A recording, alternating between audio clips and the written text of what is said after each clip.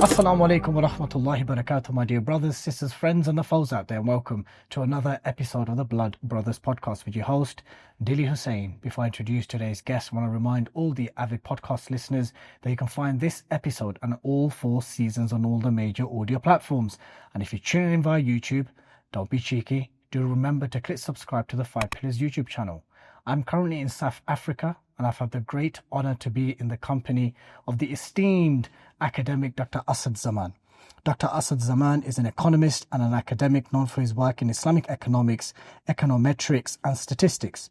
He has taught at the prestigious universities including Columbia University and the University of Pennsylvania, and he received his PhD at Stanford and has held leadership positions at the International Islamic University of Islamabad and the Pakistan Institute of Development and Economics.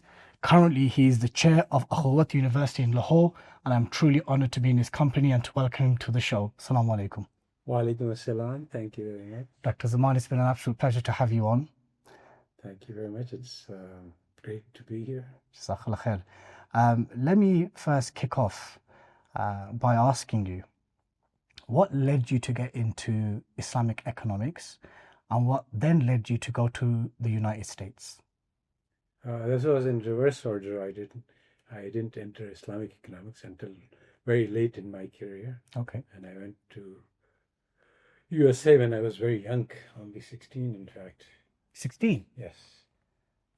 So my father had a very strong belief that degrees are just meaningless. I mean, education doesn't really teach you anything, but it is a card that you need to get by in the world.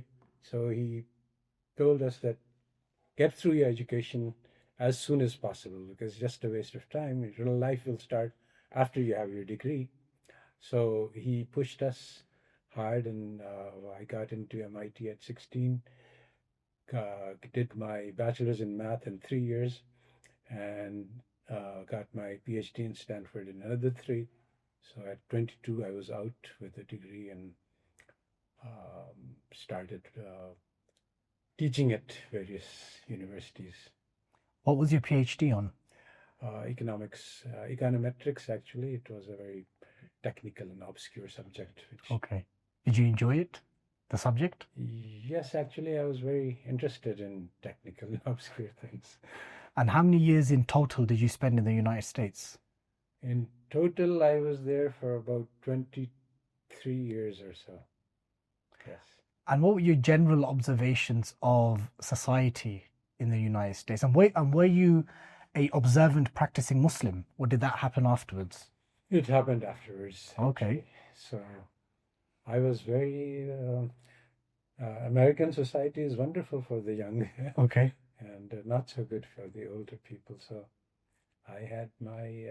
I liked it very much initially, and I was, like most people from over the world, we used to think, that was in 1971 that I went to the USA, and at that time we used to think of America as the leader of the world and worth emulating in every respect, and so I was just there to learn from the Americans whatever they had to teach me. So one part of what you just said remains somewhat true. America is the leader of the world, but the second part of what you said is that we want to learn everything that they have to offer. Yes. Has that changed? Definitely, dramatically. Okay. And what was the decision and the thinking behind leaving the United States? Well, I guess what happened was that as I pursued the goals that I was taught would bring me fulfillment and satisfaction, career, pleasure, money, even to some extent academic fame, and I got much more than my due share, and I saw people who were far ahead of me, but I also saw their personal lives were a wreck. My economics teacher who at Stanford who got a Nobel Prize, also his wife divorced him and ran away with somebody else. So, Oh dear. So I said, if this is what I'm striving for, it doesn't seem like a very good goal to pursue. And that led me to question the American dream. But also, I wasn't very, let's say, I had already rebelled from Islam and I wasn't ready to just go back. So I did a search over all religions and life philosophies. That time I was in Stanford, actually, in California. And so there was lots of uh, different kinds of movements, hippies and other fulfillment movements that Did you ever join the hippie movement? not really. That was I was at the tail end of it when Okay. 1771. But yes, I had long hair and Oh, really? identified with the Okay. hippies. But the hippie movement was already basically hippie movement was a counter to the Vietnam, and when the Vietnam War stopped, it ran out of steam. It got converted. Actually, it's hippie movement never actually died; it became mainstream. So that's Would it be fair to say that you are only Muslim by name, or did you still believe yourself as a Muslim and Islam to be the truth? for several years I was Muslim in name only. Yes. Wow. And when did you start becoming more aware or observant of Islam? Well, when I started exploring religions, um, I said that I also should give Islam a chance, and by accident I came across this verse in which Ibrahim alayhi salam worships the stars and the moon and the sun, and in it there is a verse which says لَإِن لَمْ يَهْدِنِي رَبِّي لَأَكُونَنَّ مِنَ الضَّالِّينَ. So I said this perfectly captures my state of mind that, oh God, if you exist, about which I have very strong doubts, then unless you guide me, I will certainly go astray. So I used to make that dua as an insurance policy, just in case I get hauled up on the day of judgment in front of Allah. And he asks me, well, so I say, I asked you, ball was in your court. If you didn't guide me, what can I do? Did you come from a religious family or conservative Well, family? it's very interesting. My father was a very modern, secular type of person, but about the age then I was getting ready to go, he had his own conversion. He went for Hajj and he acquired a sheikh and then eventually moved on to full-time tabligh. But at that time, I was beyond my formative years, so this conversion of his did not have strong direct impact on me, but it did influence me that my father is off in this path. So I thought there's something to this. How many siblings do you have? We are five brothers. And where do you fit into it? I'm the second. So you're kind of the middle child. Well, yes. And you know what they say about the middle children, No. right? The rebellious ones. Oh, I see. When was your moment of epiphany or conversion? When you were like, right, Yeah. Islam is the truth, Yeah. and I need to take my religion. Now, the way of it is that, unlike others, I never did have an epiphany. I made, as I said, I made this dua, and then one day for several days I felt that I was being woken up.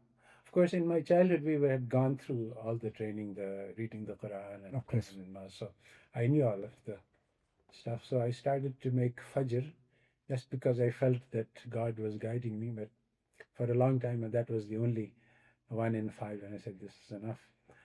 And later on, one of my younger brother's life was in peril, and the doctors said that he had only a few days to live. So I said, I made a dua to God that, okay, if you give him his life, then I will do 5 times prayer. And then I heard the news that he is safe. And I said, oh no, that was a big mistake. I have to keep to my part of the deal now. I made a commitment, and of course he was going to get better anyway. But that reminded me of how the Aqwam were shown miracles, and then they would go back to their own way. They wouldn't keep to their commitments like Musa alayhi salam. I realized how they felt, that it wasn't clear that God had intervened to save him. It seemed like it was probably going to naturally happen, even though the day before it seemed very highly risky. So anyway, this is how one thinks. So anyway, the thing is that gradually, without I started practicing more and more, and I read a very interesting book by Imam al-Ghazali, which is about the removal of doubt. Okay. And he talks about his own journey, and he says that at one point I realized that I thought that Sufism was worth exploring. So I said, I'll give 10 years to this. And if I learn that it is true, then I will recommend it to everybody. But if not, I will denounce it. And so what that showed me was that this is a very serious matter. I mean, I can't just casually ask God to guide me and hope for results. I have to give something more serious. And so I said, okay, I thought about my life and I said that I will give up one thing which I am doing, which I think is the most displeasing to Allah, and I'll start doing one thing which I think will, and that will be my offering to God as a indication, as a down payment or a token for showing that I'm serious in desiring guidance. Would it be inappropriate of me to ask what it was that you gave up? You can say no comment. No comment. Okay. And this was all happening in Pakistan, right? No, all of this is in the USA. From age 16 onwards, I was in the USA until for about 23 years. So when was the transition from economics to Islamic economics? Oh, that happened much later. I was graduated in conventional economics and stayed in conventional economics for a long time. Mm-hmm. Yeah, much after my own religious transformation, Mm-hmm. which basically occurred eventually when it was all gradual, and at some point and there was no epiphany, but so I started believing and acting.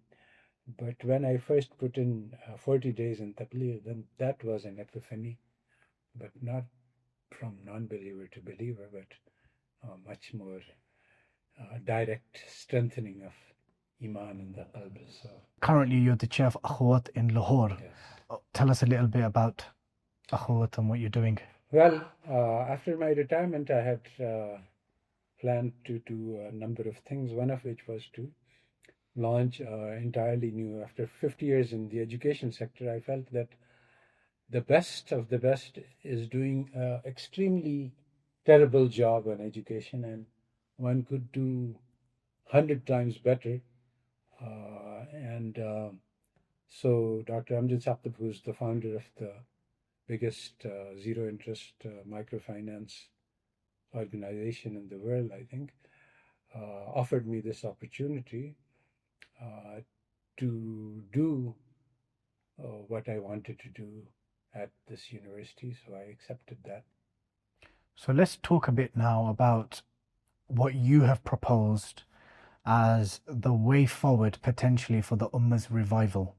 But before I get to that, let's also discuss the existing methodologies of revival. So first and foremost, I recall you saying during the conference that we've been at is that, the state takeover is not the correct method. So the top-down approach, taking the state by force.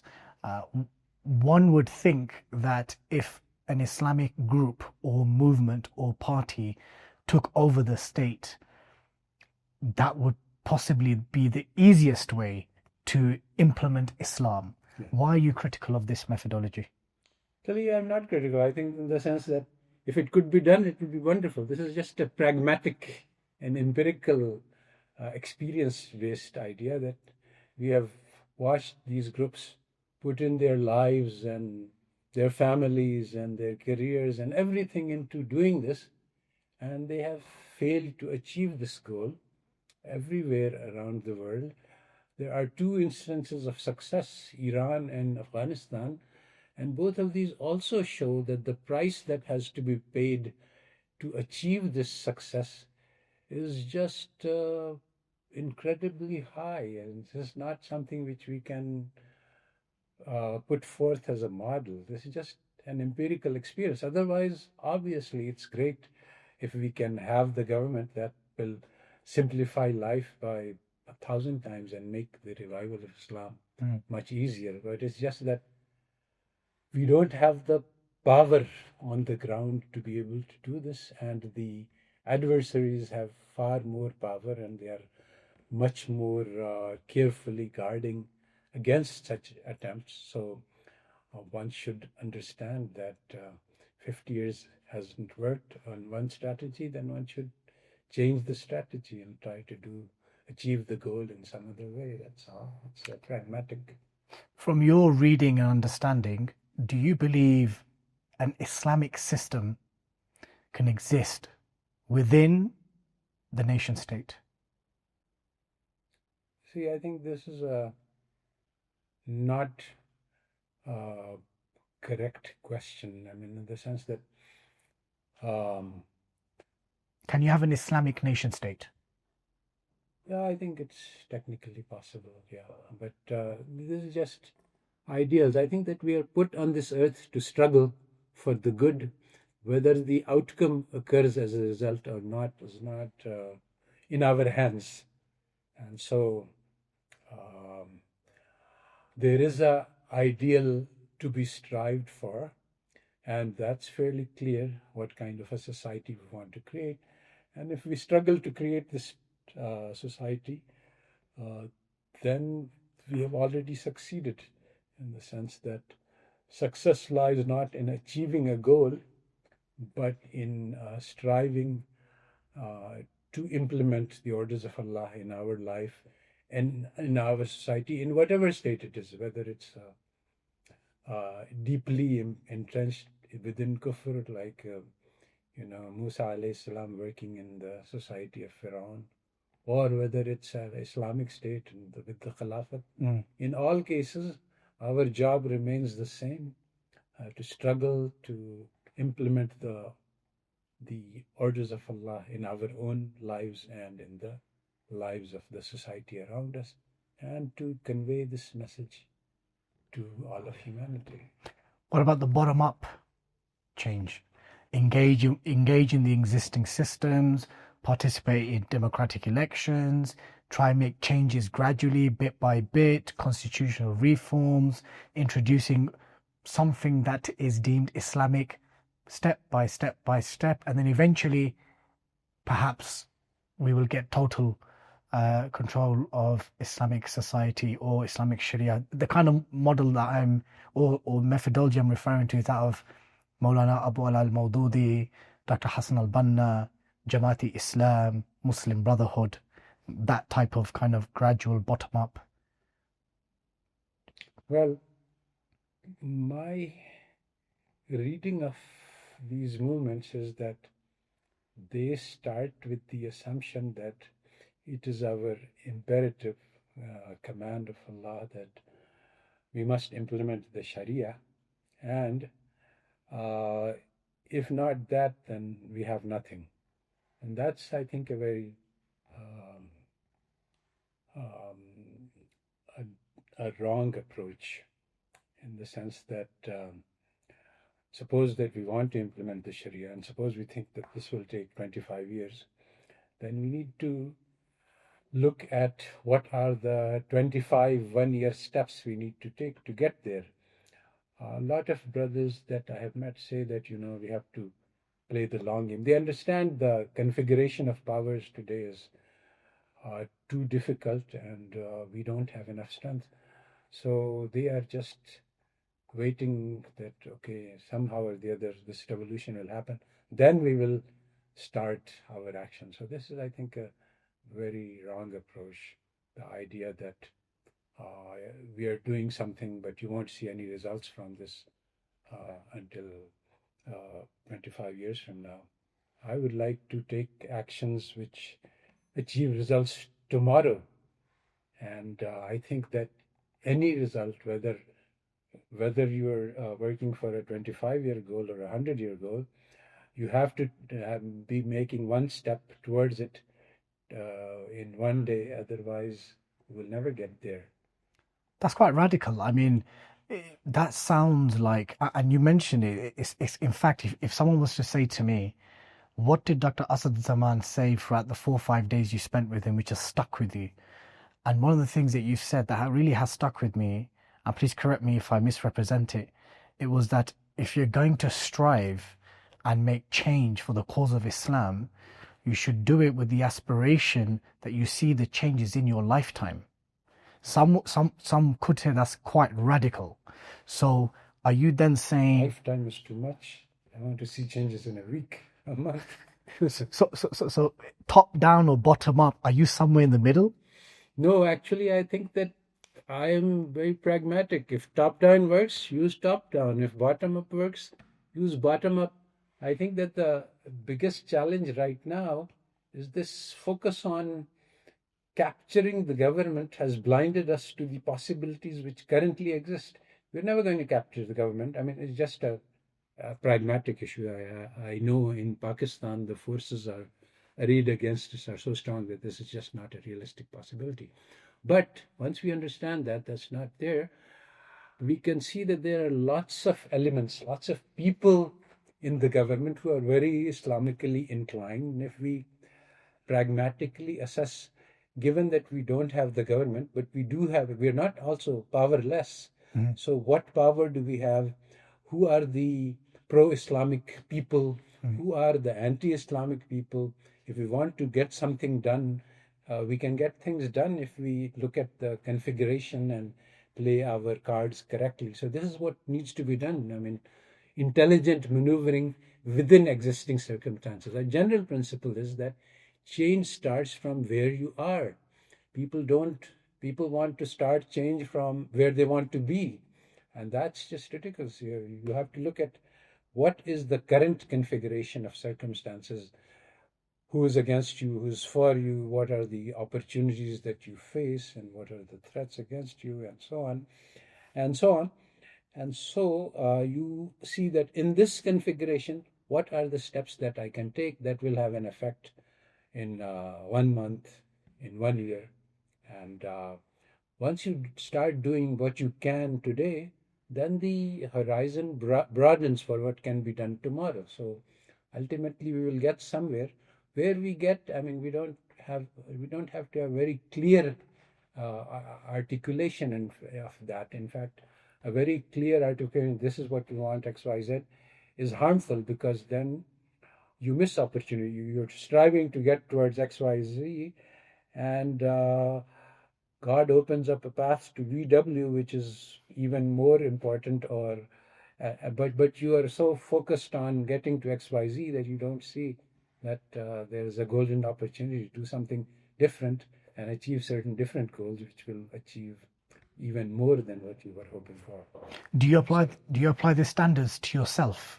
Yes, I'm very flexible in terms of I have a goal and I take some steps towards it, and then it seems like there might be something else to do, so I switch goals, and this is something I've practiced doing.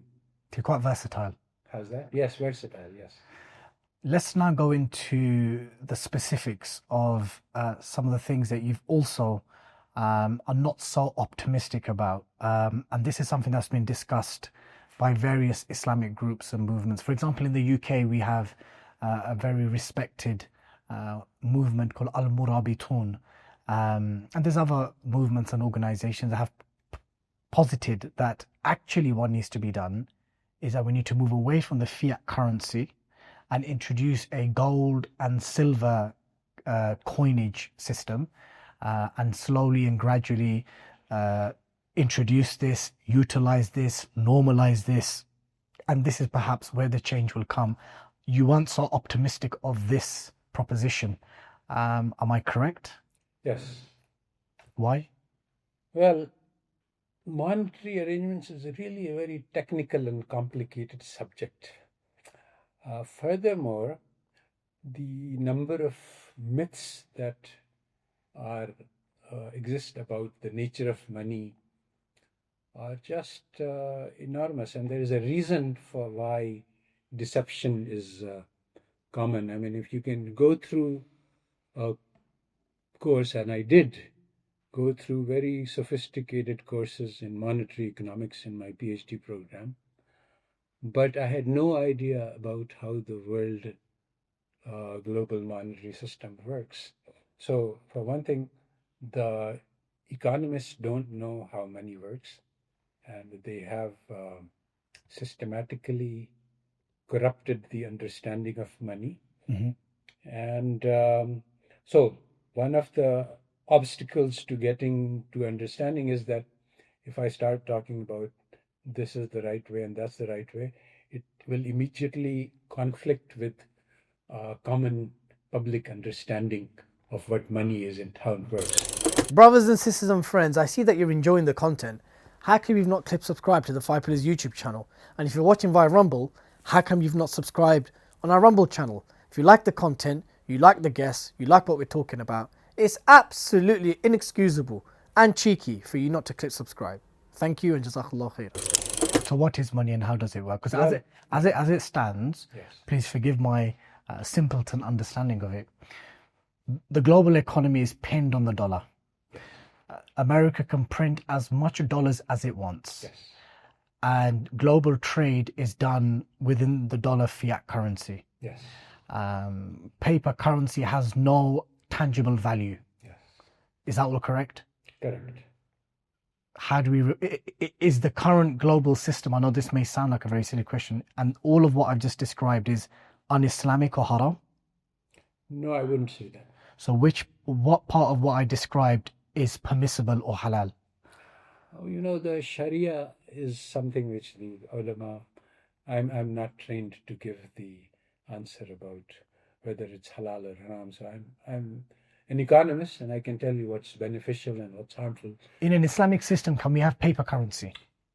I think, well, again, what does it mean when you say Islamic system?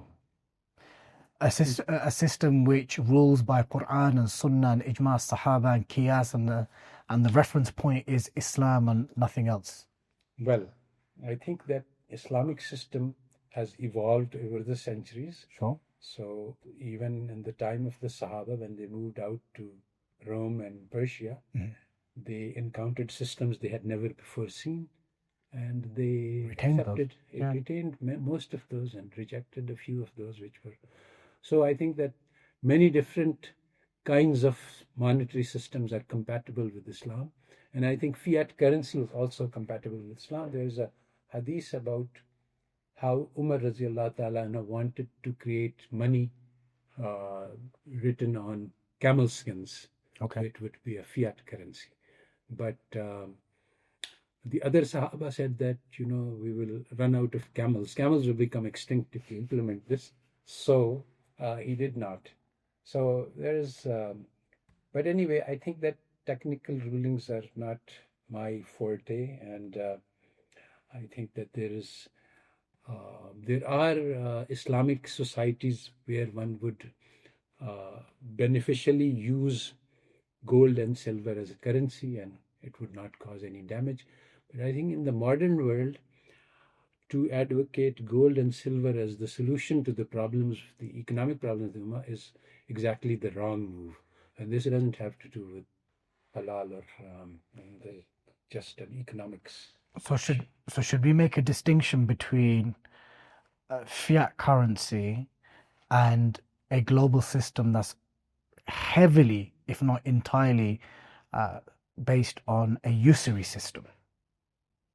So can you have a fiat currency which is devoid of riba? Yes. Is riba the main problem, or one of the main problems of the global?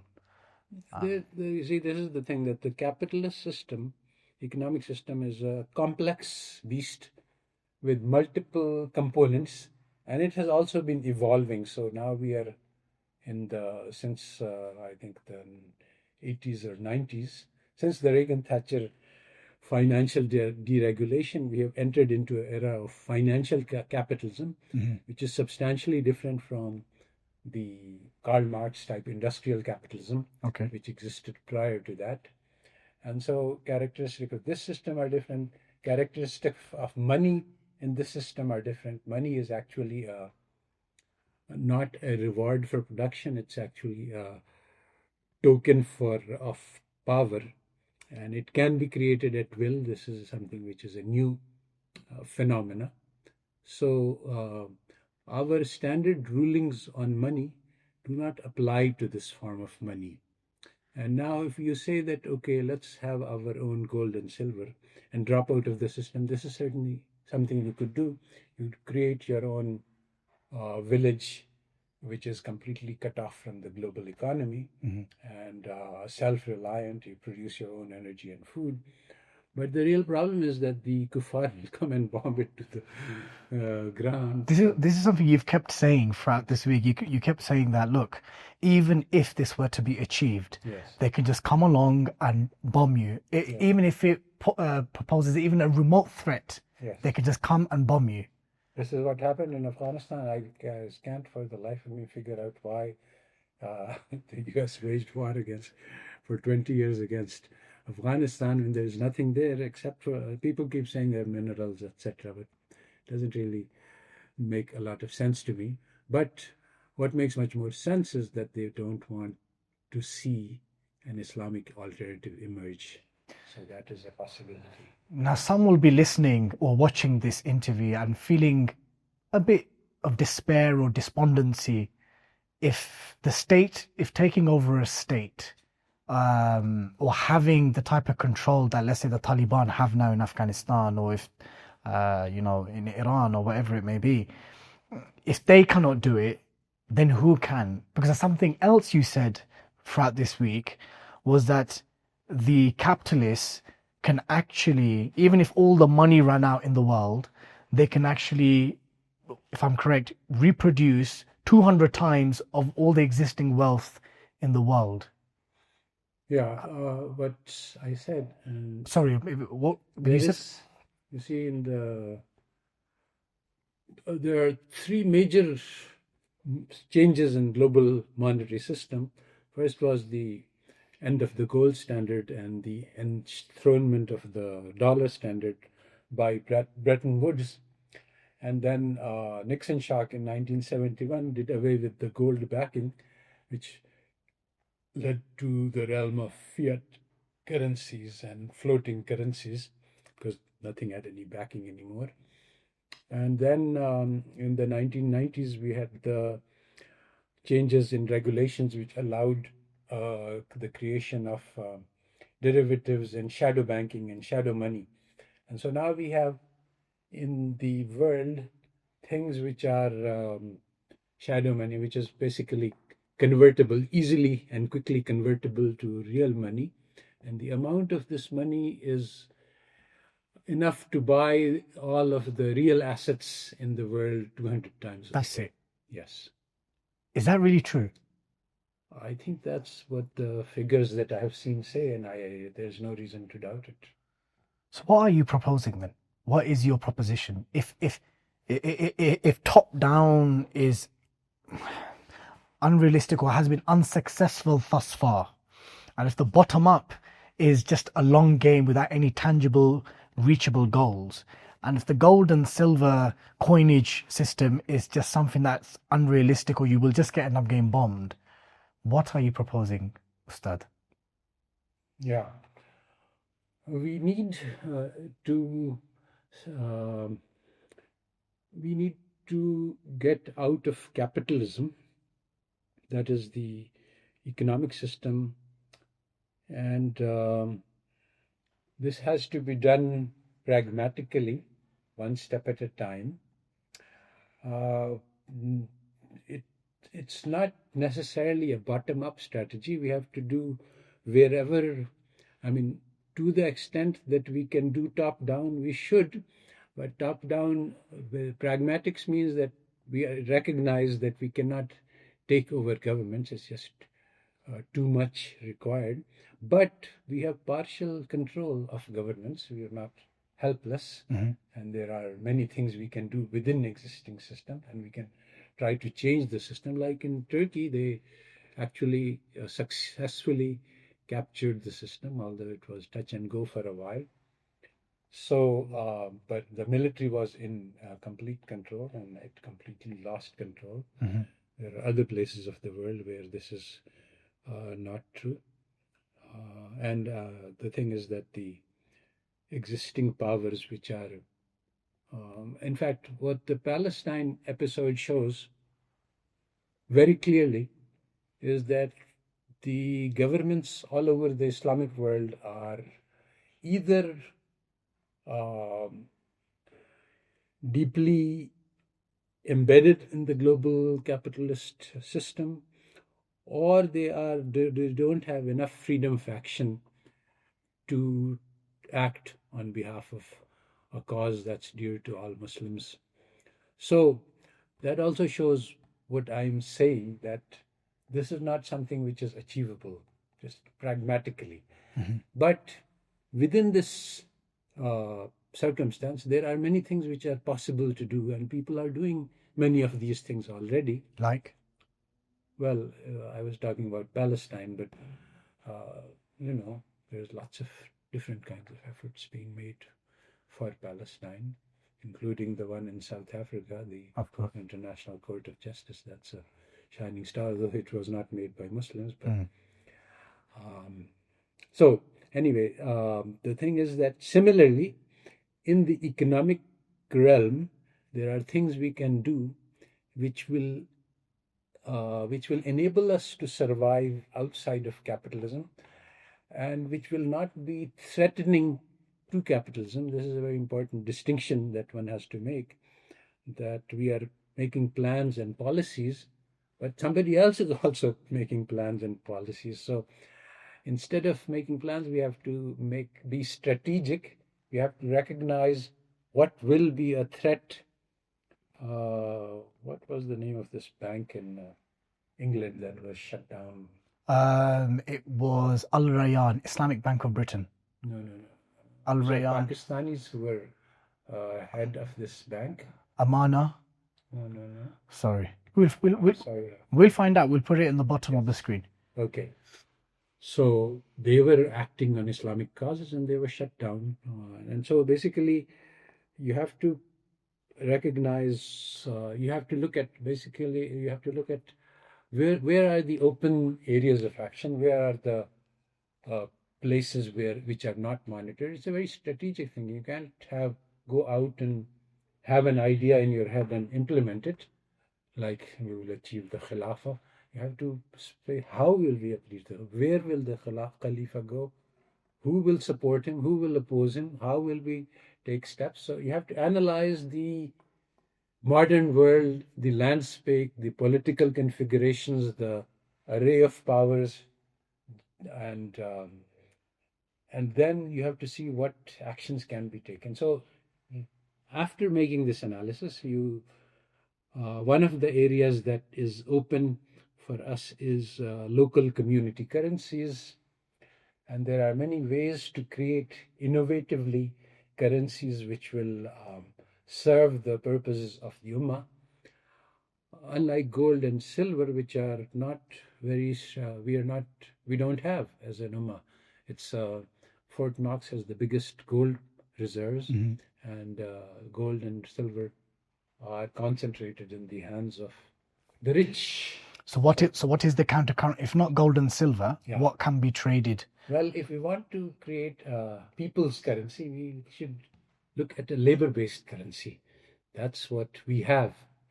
And so, of course, if you look at from the Islamic world perspective, we could also create a petroleum-based currency, but that will give the wealthy elites within the Islamic world power and not give power to the poor, which is again not very helpful.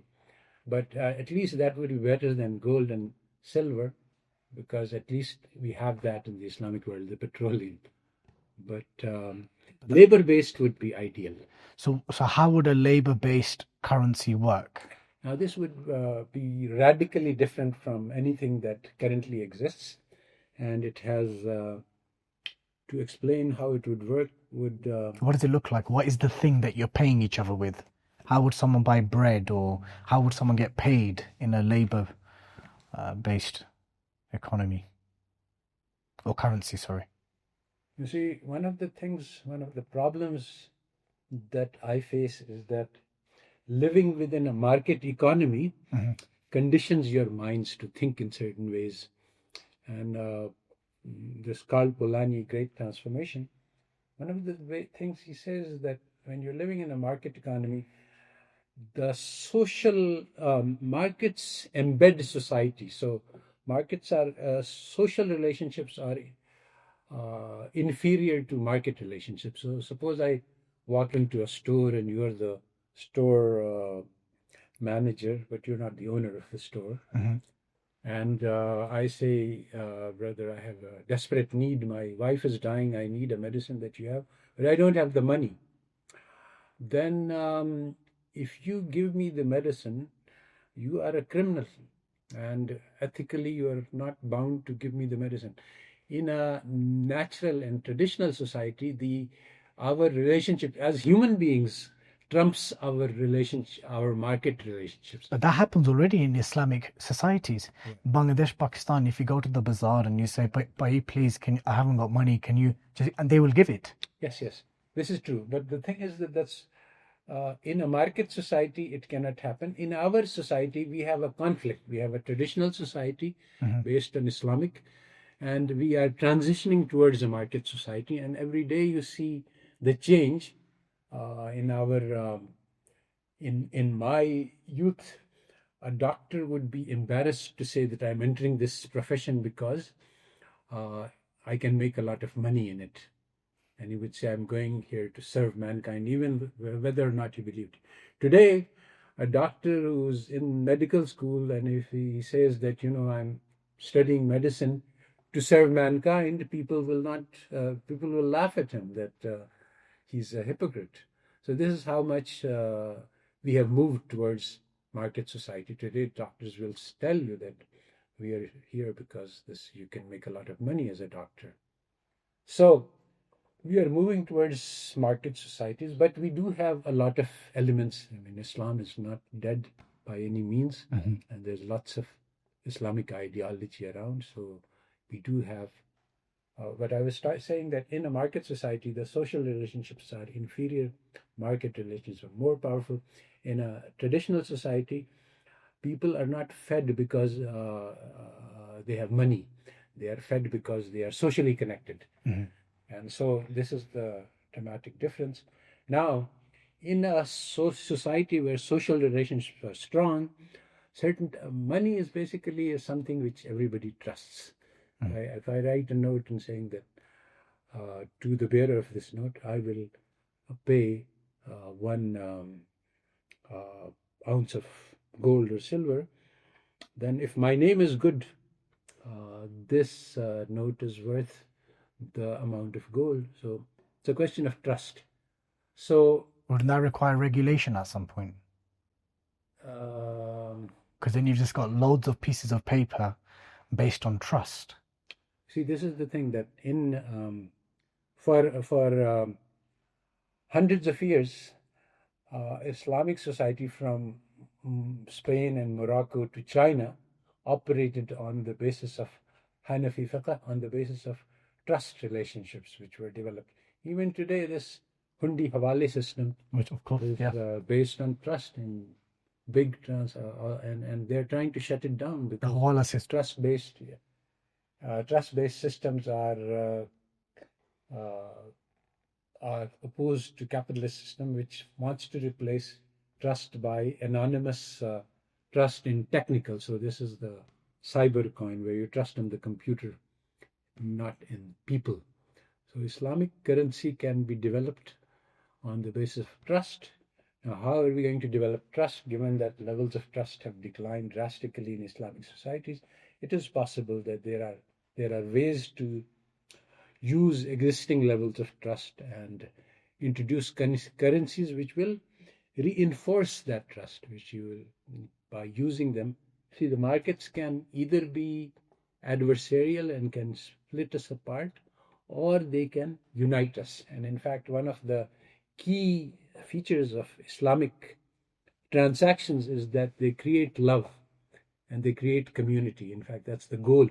So, for example, if you are in need and you come to me and I give you some money as a loan and I say, okay, you have to, this is good for you, but you have to pay me back double of what you're getting. This is an adversarial transaction. Actually, I'm taking advantage of your weakness, and interest is always. Now, as opposed to this qarz hasana, is okay, I have surplus money, you have need of it, take it and welcome, but please return it to me when you can, or we can even set a time for it. So that's a friendly transaction because I'm not going to make any gains from it. In fact, in a conventional capitalist mindset, it's inconceivable that this could be done. And in fact, this Dr. Amjad Saqib was founder of Quwwat Micro Foundation. When he started this business of giving loans at zero, people said, no, this is never going to work. But it has grown to give billions of rupees of loan to millions of people. As we speak. As we speak, yes. Over the past 20, it was started in 2003. But he's still doing it. Oh, yes. It's the biggest microfinance organization on the planet today.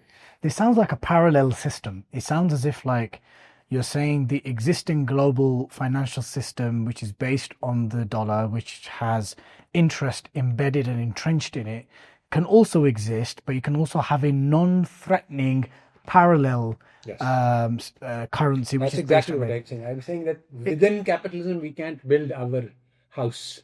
It's impossible to do.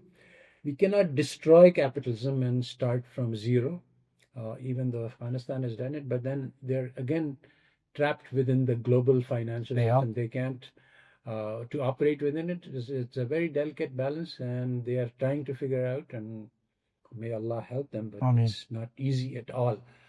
And once you get trapped, then you're trapped. So you have to be capitalist. So since destroying it and rebuilding from zero is not possible, and since living within that house is not possible, so we have to build our own house, but in a way that will not be threatening to them. But if your house keeps building, it's going to become a threat. Yes, no? Yes. Eventually it will. So then what? Well, you see, you cross the river by feeling the stones with your feet. So when we get there, we will strategize. But there are things one can do. If basically you have to look 3 moves ahead when the other side is only looking 2 moves ahead, and so it requires some planning and some strategy, and it can be done. Bringing this podcast to a close, I have 2 final questions for you. Yes. Where does zakat fit into all of this? In your labor-based currency? Yeah, zakat fits in very tightly in the sense that, well, you see, I can't spell out the details, but basically, if you look at the Quwwat microfinance model, people ask, well, how is this going to work? Because you're providing a service, you have lots of overhead. How can a zero interest loan work? So basically, in an Islamic economy, you have this margin, 2.5%, which is overhead and which can be given to amilina fiha also. So you can have a very large microfinance operation because you can count on zakat. And in fact, a lot of institutions in Pakistan operate like that. In fact, a lot of Islamic institutions count on zakat money to keep them going. So we have this built-in engine, which is small, but this small amount is enough to keep the thing moving. Who enforces it? Who collects it? Traditionally speaking, it would be the state. Who in this? Currently, we are using it. I mean, currently, Indus Hospital is running, and Akhuwat is running, and AD is running, and a massive amount of individual organizations outside the net are doing massive amounts of welfare and charity. Not just on zakat. Zakat is actually officially mandated, so that's something you can count on in an Islamic country. But more than that, there's sadaqat, and there's lots of people who are working. And so the Quran has more verses on sadaqat than it has on all the five pillars, um, spending in the path of Allah. Then, so the exhortation to spend is a very important part of Islam, and this is something which we can use to build an alternative economic system of a kind which cannot be imagined within the capitalist framework. And since most of our audience are used to this capitalist framework, and they Muslims ask, how can this work? So first you have to retrain the mindset to understand that there are other systems. Basically, capitalism emerged after the rejection of Christianity, rejection of God, rejection of judgment day, rejection of life after death. And therefore, it says that the goal of life is the pursuit of power and pleasure. Man is just an evolved animal because if there's no God, then there's no other option. And animals live in a jungle of ferocious competition. These are the fundamental building blocks of capitalism. There's individualism and hedonism. There's no barriers to the pursuit of pleasure and power. It's written in textbooks which are taught around the globe, even by Muslims, that the rational behavior involves maximization of pleasure. And that's really directly in conflict with Islamic teaching. So capitalism built on selfishness, greed, pursuit of power and pleasure, competition, individualism, hedonism. And Islamic society is built on cooperation, generosity, social responsibility, and striving for success in the akhirah. And so these are fundamentally and opposite principles. Now the question is that given that our society is a mixture, today we are living all over the Islamic world, there's a huge battle between modernity and traditional, and we are all mixed up. In some ways, we respond to Islamic ideals. In other way, we admire and follow the Western ideals. And so, the question is: within this, is there a conflict between the two? Oh, absolutely. As I just said, that there two are. But are there things we can take which won't compromise the Islamic ideals? Well, I was just talking about the economic system, and I said that the pillars of capitalism are based on competition, greed and power, hedonism. Yeah. And competition is opposed by cooperation. Greed is opposed by generosity. Individualism is opposed by social responsibility.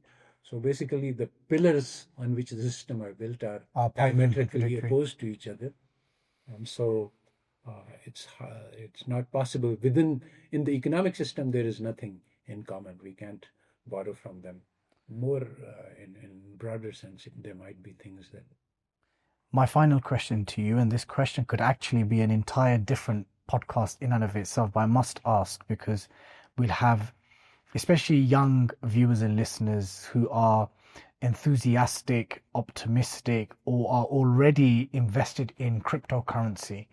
There are so many cryptocurrencies. A lot of it is fraudulent, can't be taken seriously. But can something like Bitcoin be incorporated within this labor-based alternative parallel currency? You see, for any currency system, the crucial question to ask is who will create it and what will the purpose of it, the creation, be. Innamal a'mal binniyat. So, if you look at who are the people who are creating crypto and why they are doing it, so you find that they have no intention for social good. They are doing it for profits. People who are buying crypto are doing so because they can make profits from it. Bitcoin as well. I mean, Bitcoin is cryptocurrency, but it's regarded as the king.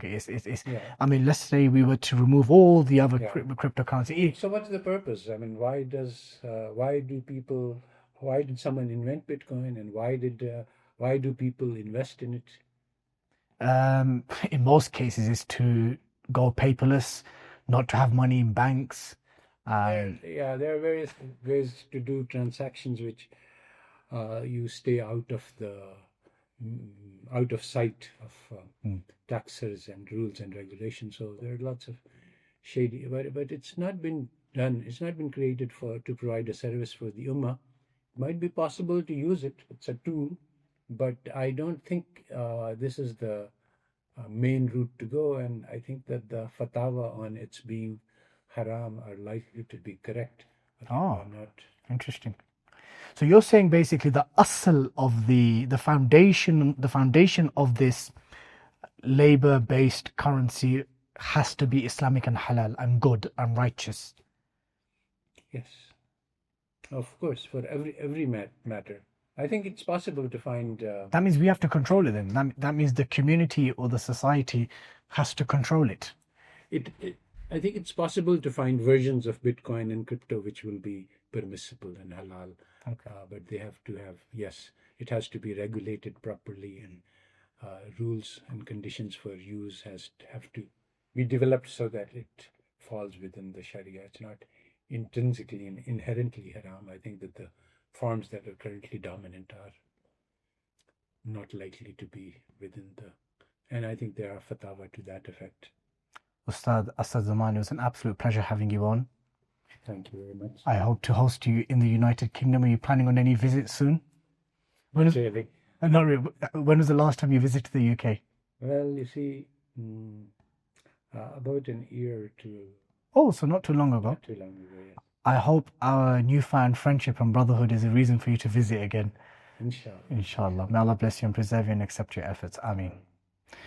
Brothers, sisters, friends and foes, I hope you all thoroughly enjoyed and learnt from this episode as much as I did. Please do remember that you can find this episode on all 4 seasons on all the major audio platforms. And if you're tuning in via YouTube, don't be cheeky. Do remember to click subscribe to the 5 Pillars YouTube channel. Until next time, Assalamu alaikum wa rahmatullahi wa barakatuh.